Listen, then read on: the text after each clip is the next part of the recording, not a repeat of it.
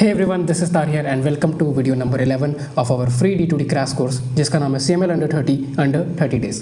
तो Telegram WhatsApp group का link आपको कमेंट सेक्शन से मिल जाएगा। तो आज हम लोग पढ़ने वाले हैं नॉन मेटालिक मटेरियल्स के बारे में और डायरेक्टली स्टार्ट कर देते हैं यहाँ पे क्वेश्चन से। तो पहला क्वेश्चन हमारे पास है natural rubber is a polymer of. तो नेचुरल रबर जो है एक पॉलीमर है, तो वो किस चीज़ का पॉलीमर है ये बताना है आपको। नियोप्रीन, क्लोरोप्रीन, आइसोप्रीन या फिर स्टाइरिन। तो आप लोग पहले कमेंट सेक्शन में जा करके आप लोग बता दीजिए, फिर मैं आपको आंसर बता देता हूँ। तो इसका करेक्ट आंसर हो जाएगा isoprene. So next is which of the following is an example of elastomers. तो इलास्टोमर्स कौन है इनमें से? रबर है, नायलॉन 66 है, पीवीसी है या फिर बेकेलाइट है। तो इलास्टोमर में अगर कभी क्वेश्चन पूछा जाए तो हम लोग को क्या सोचना है, किसी पॉलीमर के बारे में ही सोचना है, वो भी एडिशन वाला, वो आपको आगे बता दूंगा। तो इसका वैसे करेक्ट आंसर है rubber. Next is vulcanization makes rubber. अच्छा, यहाँ पे this question has multiple correct option है, तो इसमें एक से ज़्यादा करेक्ट ऑप्शन है, तो वो आप लोग देख लीजिएगा। तो इसका वैसे करेक्ट आंसर है कि मोर इलास्टिक एंड मोर स्टफ। तो वल्कनाइजेशन से क्या हो जाता है कि रबर जो है वो ज़्यादा इलास्टिक हो जाएगा और ज़्यादा स्टिफ भी हो जाएगा। Natural rubber is obtained as latex which is milky white fluid from rubber trees. तो लेटेक्स जो है वो क्या चीज़ है? क्या वो मिक्सचर है रबर और गम का, या फिर कोलॉइडल डिस्पर्जन है, या फिर solution of rubber in water है, या फिर लास्ट ऑप्शन है paste of rubber, clay and water है। तो इसका करेक्ट आंसर है आपका colloidal dispersion of rubber in water. In elastomer intermolecular forces are. हाँ, किसी भी इलास्टोमर में इंटरमोलिकुलर फोर्सेस जो है वो कैसे होते हैं? तो इसका करेक्ट आंसर क्या है कि वो वीक होते हैं। ठीक है, weak is the correct answer. Isoprene is very important. Isoprene क्या है, इसका आपको फॉर्मूला बताना है। बाय द वे मैं रिकमेंड करता हूँ यहाँ पर कि आप इसका प्रॉपर स्ट्रक्चर भी बना लीजिएगा along with this formula. Okay, तो इसका करेक्ट आंसर हो जाएगा आपका कि 2-मिथाइल 1,3-ब्यूटाडाइन। ठीक है, two methyl one three butadiene. So second one is the correct answer. और बाय द वे मैंने यहाँ पर एक स्ट्रक्चर को अटैच कर दिया है आपके रेफरेंस के लिए। So in vulcanization of rubber, पहला option sulphur reacts to form a new compound, या फिर sulphur cross links are introduced which resist wear and tear due to friction, या फिर sulphur forms a very thin protective layer over rubber, या फिर all of the above. Okay, तो इसका correct answer है हमारा सेकंड वाला, जो कि है sulphur cross links are introduce. क्योंकि अगर वल्कनाइजेशन कर रहे हैं तो उसका स्ट्रेंथ बढ़ रहा है, और स्ट्रेंथ तभी बढ़ेगा जब आप लोग उसको क्रॉस लिंकिंग करते हो। तो सल्फर की वजह से जो क्रॉस लिंकिंग हो रहा है उसके वजह से वेयर एंड टेयर रेजिस्टेंस आ जा रहा है हमारे पास। ठीक है, the weakest inter particle forces are present in. तो सबसे वीक इंटर पार्टिकल फोर्सेस किस में होते हैं? क्या वो थर्मोसेटिंग में होता है, थर्मो में होता है, फाइबर्स में, या फिर इलास्टोमर्स में होता है? तो द करेक्ट आंसर इज इसका इलास्टोमर। तो इलास्टोमर में वीक इंटर पार्टिकल फोर्सेस होते हैं। The process of vulcanization makes the rubber. ये तो पहले भी आया था कि ज़्यादा स्टिफ हो जाएगा, ज़्यादा हार्ड हो जाएगा। वेरी इजी, हार्ड हो जाएगा। विच of the following polymer is prepared by condensation. हाँ, अब यहाँ पे एक इंपॉर्टेंट बात है कि कंडेंसेशन पॉलीमर क्या होता है और एक एडिशन पॉलीमर क्या होता है। ठीक है, कंडेंसेशन एंड एडिशन पॉलीमर। तो बेसिकली मैं बता देता हूँ जल्दी से कि एडिशन अगर वहीं बोला जाए तो एडिशन में क्या होता है ना कि similar kind of monomers attach हो जाते हैं। जैसे कि आइसोप्रीन का एग्जाम्पल था, है ना, तो उसमें क्या हो रहा है, या फिर जैसे इथिन है, तो इथिन जब अटैच हो जा रहा है तो उससे पॉलीथीन बन रहा है। तो वह एक लॉन्ग चेन है, सिमिलर मोनोमर्स है।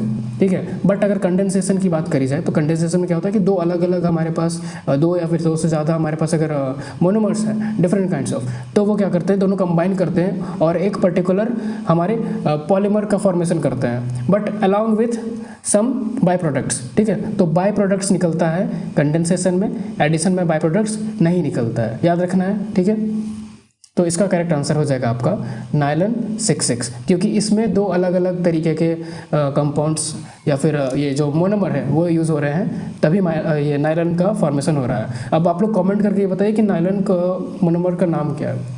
ठीक है, बताइए। टेरिलिन इज टेरिलिन क्या है? क्या वो पॉलीएमाइड है, या फिर पॉलिस्टर है, या फिर पॉलीइथिलीन है, या फिर पॉलीप्रोपाइलिन है? बताइए क्या है इसका answer. So for this one the correct answer is polyester. ठीक, तो टेरिलिन इज क्या है? पॉलिस्टर है। Neoprene is a polymer of. Neoprene किसका पॉलीमर है बताना है। क्या वो आइसोप्रीन है, ब्यूटाडाइन है, स्टाइरिन है, या फिर क्लोरोपिरीन है। मैं आपको टाइम दे रहा हूँ, तो इस टाइम में आप लोग गेस कीजिए आंसर और कमेंट करके बताइए। सो याद रखना है कि नियोप्रीन है तो ऐसा नहीं कि नियोप्रीन है तो आइसोप्रीन कर देना है, ये गलती नहीं करना है। नियोप्रीन है तो क्या होगा, क्लोरोपिरीन करना है, ठीक है। So chloroprene is the correct answer for this one. Which of the following is a monomer of Teflon. Teflon का मोनोमर कौन सा है? तो टेफ्लॉन का मोनोमर क्या होगा? क्या वो डाईफ्लोरोइथेन है, ट्राईफ्लोरोइथेन है या फिर टेट्रा है? सो फॉर दिस वन इसका आंसर है tetrafluoroethene. Next is which of the following is a thermosetting plastic. इसमें से कौन सा थर्मोसेटिंग प्लास्टिक है? क्या वो पीवीसी है, टेफ्लॉन है, बेकेलाइट है या फिर नायलॉन है? तो थर्मोसेटिंग का मतलब और थर्मो का मतलब जिनको नहीं पता है, मोस्टली लोगों को पता होगा बट स्टिल मैं बता देता हूँ। थर्मो यानी कि जिसको हम लोग रीमोल्ड कर सके और रीसेप एंड साइज हम लोग प्रोवाइड कर सके, ठीक है। और अगर थर्मोसेटिंग की बात करी जाए तो उसको अगर आप हीट देते हो तो वो ब्रेक कर जाएगा, वो आपका रीसेप एंड साइज नहीं हो पाएगा, ठीक है। तो ये बेसिक सा डिफरेंस है, इसके अलावा और भी काफ़ी सारे डिफरेंस है बट ये बेसिक सा डिफरेंस है। तो इसमें से कौन सा थर्मोसेटिंग है? पीवीसी पाइप आपको पता है कि थर्मो होता है, ठीक है। टेफ्लॉन क्या है? तो टेफ्लॉन भी थर्मो ही है। और आपका बेकेलाइट जो है वो थर्मो नहीं है, वो क्या है? Bakelite is thermosetting. So thermosetting का एग्जाम्पल बेकेलाइट है। इस तरह से भी आपको याद रखना होगा। पूछ सकता है क्वेश्चन में कि बेकेलाइट क्या है, थर्मो या थर्मोसेटिंग है। हो सकता है कि क्वेश्चन को रिवर्स कर दिया जाए, तो उस हिसाब से आपको अपना प्रिपरेशन रखना पड़ेगा। The small repeating unit of polymer, ये तो मतलब कुछ ज़्यादा ही सिंपल सा क्वेश्चन हो गया, तो ये तो सबको पता होगा, monomer is the correct answer. The number of repeating unit in a polymer is called, very important question, ठीक है, इसको अच्छे से देख लेना है। नंबर ऑफ रिपीटिंग यूनिट्स, अगर किसी पॉलीमर में, जैसे कि मैंने बताया कि आपका इथीन है तो बार बार कंबाइन हो रहा है, पॉलीथीन बना रहा है, तो कितने नंबर ऑफ वो जो रिपीटिंग यूनिट्स है वो कितने हैं? एन नंबर है ना। तो उसको क्या बोला जाता है? उसको बोला जाता है degree of polymerization, okay. Which one of the following is an example of copolymer. Yes, copolymer की बात करी जाए तो क्या हो जाएगा इसका आंसर? इसमें भी सिमिलर काइंड ऑफ जो मैंने बताया था आपको कंडेंसेशन वाला, सेम लॉजिक ही, अभी आपको उतना ही याद रखना है, काफ़ी है, ओके। तो इसका आंसर क्या हो जाएगा? ब्यूना एश, टेफ्लॉन, पीवीसी या फिर पॉलीप्रोपाइलिन। तो यहाँ पर ये जो नीचे के जो दिख रहे हैं आपको, ये सब क्या है? ये सब एडिशन पॉलीमराइजेशन के द्वारा बनाए जाते हैं, but buna S is copolymer, तो buna S is the correct answer. Monomers of buna S rubber. अच्छा, अब मोनोमर बता दीजिए, ब्यूना एश का मोनोमर कौन सा है? क्या वो आइसोपेरिन है, ब्यूटाडाइन है या फिर ब्यूटाडाइन फिनॉल है, स्टाइरिन है, विनाइल क्लोराइड सल्फर है? ये बहुत इंपॉर्टेंट क्वेश्चन है। ब्यूना एश का जो मोनोमर्स है, ब्यूना एश हो गया, फिर ब्यूनाइन हो गया, बेकेलाइट हो गया, ये सब काफ़ी इंपॉर्टेंट है। सो इसका करेक्ट आंसर है आपका स्टाइरिन और butadiene. So C number is the correct answer for this one. Which of the following set contains only thermoplastic. तो इनमें से कौन सा केवल थर्मोप्लास्टिक को रिप्रेजेंट कर रहा है? तो थर्मोप्लास्टिक को बेसिकली एक काइंड ऑफ ट्रिक तो नहीं है ये, बट एक तरीका है देखने का, जिसमें भी पॉली आ जाए ना, मोस्टली वो थर्मो ही होता है, ठीक है। जैसे पीवीसी में क्या पॉलीविनाइल क्लोराइड, ये भी पॉली है, ये भी पॉली है, तो ये हो जाएगा आपका करेक्ट आंसर। तो ऐसे याद रख सकते हो कि जिसमें पॉली आ गया वो थर्मो है, और यहाँ बेकेलाइट नायलॉन था तो ये तो होगा ही नहीं, ठीक है। बाकी सब में भी यहाँ पे पॉली है लेकिन ये सब में नहीं आ रहा, तो इस हिसाब से आप लाइक गेस भी कर सकते हो थोड़ा बहुत।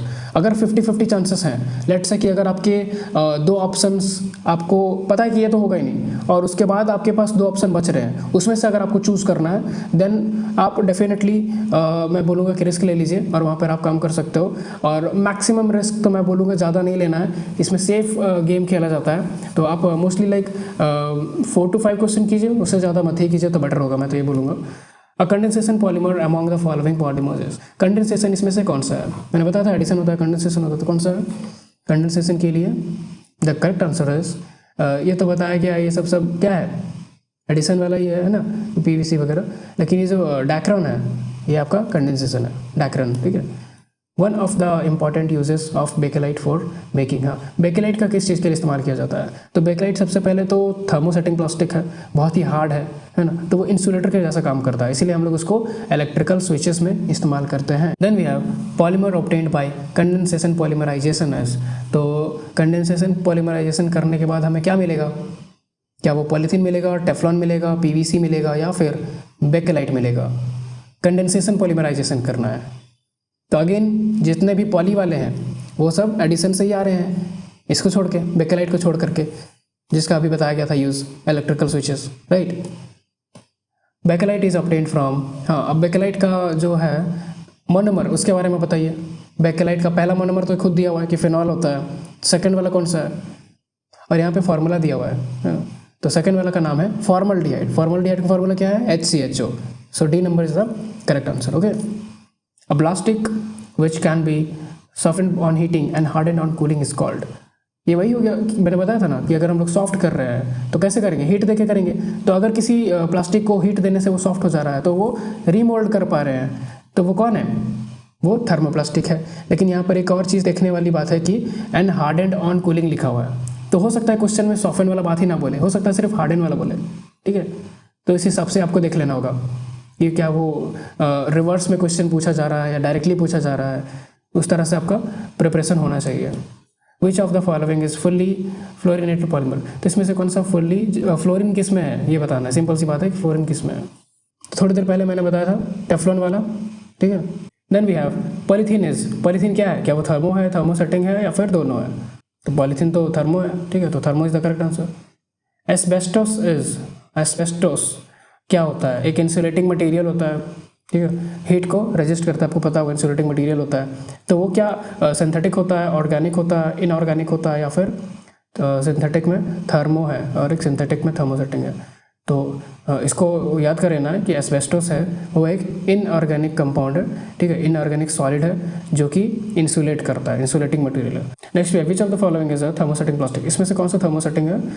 मेलामाइन, पॉलीथीन, PVC या फिर नायलॉन। तो अगेन जिसमें भी पॉली आ जा रहा है वो सब क्या है? थर्मो है, मोस्टली थर्मो है।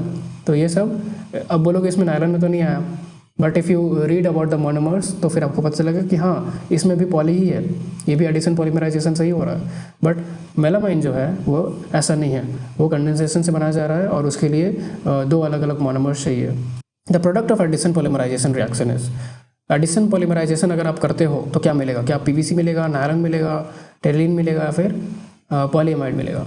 तो एडिशन करने से तो पॉली वाला मिलता है, मैंने बताया था, बट वो लोग यहाँ पे भी पॉली है, इसमें भी पॉली है, तो इसमें एक्चुअली करेक्ट आंसर है PVC। ठीक है, PVC में क्या होता है कि एडिशन पॉलीमराइजेशन होता है, पॉलीविनाइल क्लोराइड, PVC इसका फुल फॉर्म होता है। तो इसको रिवर्स टाइप में भी पूछा जा सकता है कि PVC किससे बनता है, कंडेंसेशन से, एडिशन से, तो इस हिसाब से भी क्वेश्चन आ सकते हैं।